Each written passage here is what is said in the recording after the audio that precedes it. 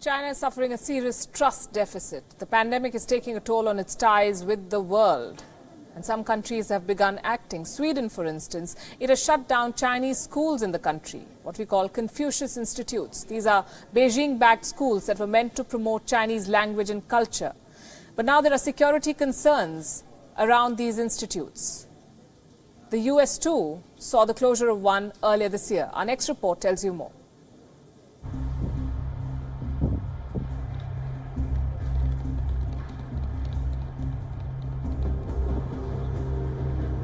COVID-19 is pushing countries over the edge when it comes to dealing with China.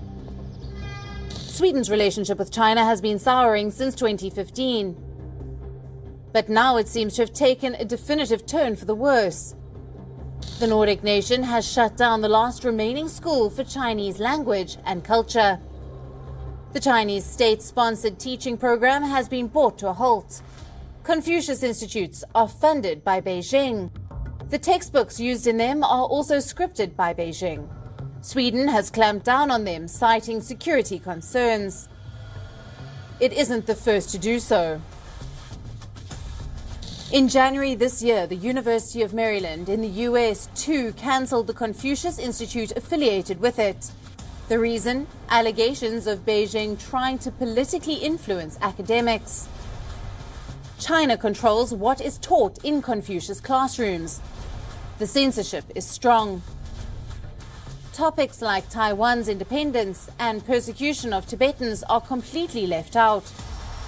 Confucius institutes are also accused of biased hiring practices.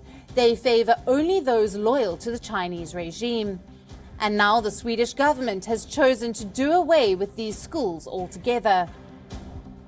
This makes Sweden the first European country to do so.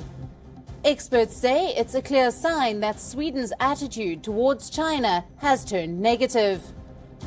What was once a rosy relationship is now marked with suspicion.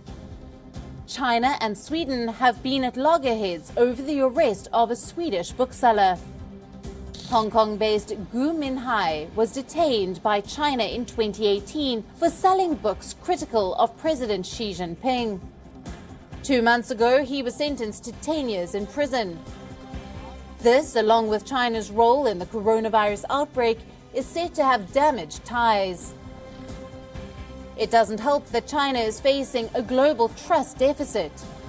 Sweden's move gives ideas to others on how to send a message to Beijing. Bureau Report, WION World is One.